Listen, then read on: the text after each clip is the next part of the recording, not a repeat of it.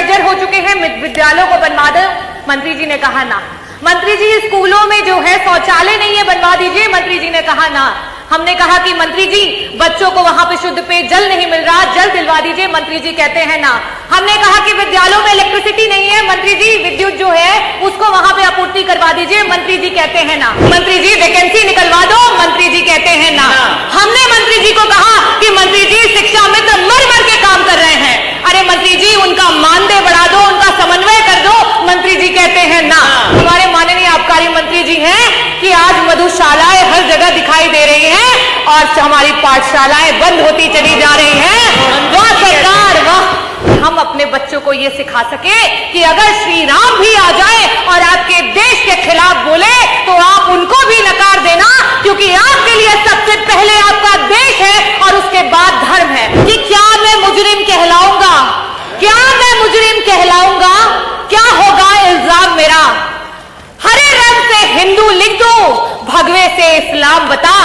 आदरणीय अध्यक्ष महोदय, मैं आपका आभार व्यक्त करना चाहूंगी कि आपने 2047 के उत्तर प्रदेश के विजन पे चर्चा करने का अवसर दिया और विपक्ष के तौर पे ये कहा गया कि हमें जो है वो सुझाव रखने हैं।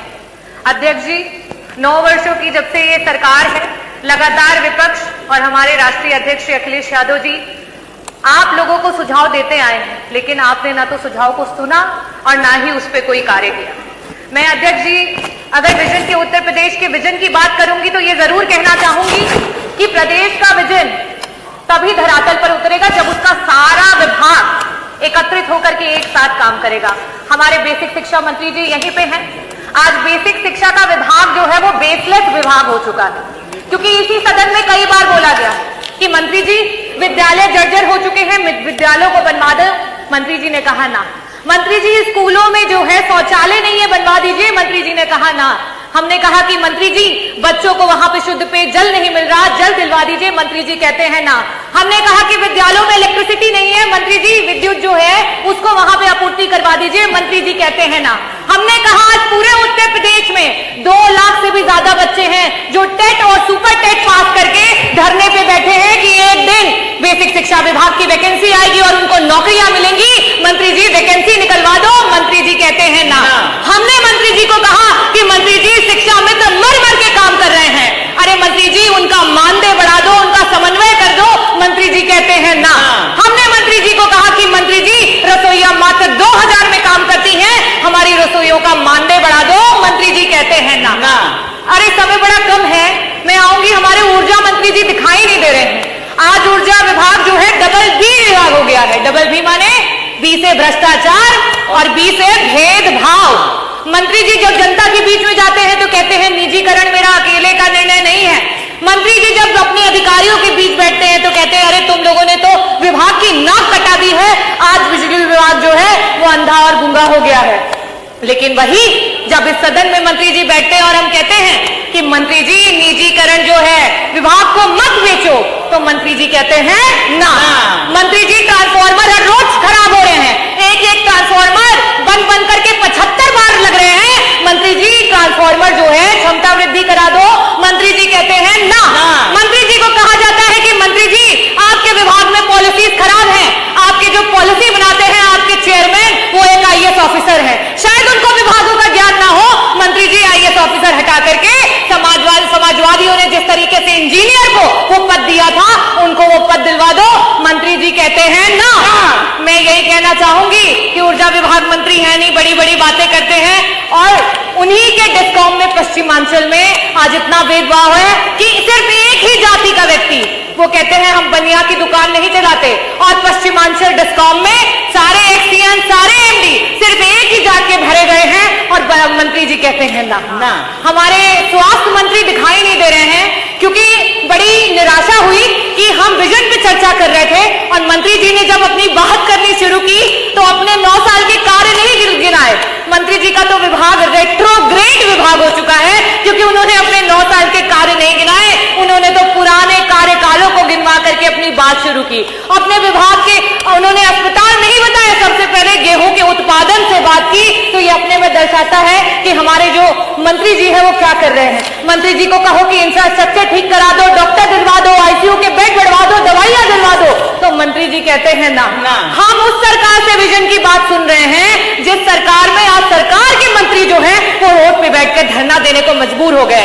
हम उस सरकार से आज विजन की बात सुन रहे हैं जिनके मंत्री, आज हम उप केंद्र की बात कर रहे हैं कि जौनपुर में सदरनगंज में जो है हमें उप केंद्र की आवश्यकता है, मछली शहर में बलुआ में उप केंद्र की आवश्यकता है। आपके खुद के विधायक धरना दे रहे हैं लेकिन मंत्री जी कहते हैं ना।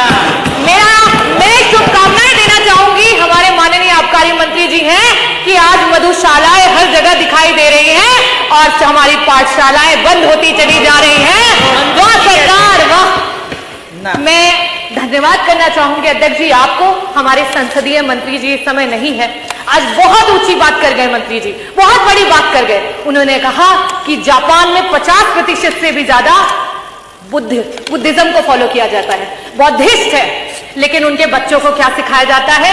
उनके बच्चों को यह बताया जाता है कि अगर भगवान बुद्ध भी आ जाए और आपके देश के खिलाफ बोले तो आप बुद्ध के खिलाफ चले जाइएगा। ये आपका देश प्रेम है। हमारा देश 80% हिंदुओं का है। 2011 के सेंसस से बता रही हूं, लेकिन उसके बाद भी अपना देश का हिंदू जो है वो खतरे में है।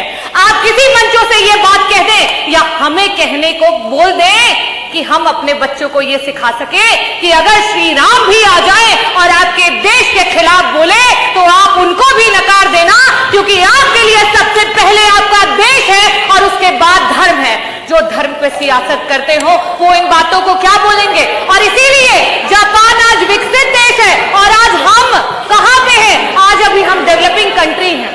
मैं अध्यक्ष जी आपका आभार व्यक्त करना चाहूंगी कि आपने मुझे विजन पे अपनी बातों को रखने का अवसर दिया और मैं चंद बातों से अपनी बातों को खत्म करूंगी। अभी पूरा नहीं हुआ है क्योंकि विभाग तो बहुत सारे हैं। अगर बोलने पे आती तो सारे विभागों की, आपके सारे विभागों की धरातल की स्थिति, और आप जो ये बात कह रहे हैं आपको बुरा लगेगा।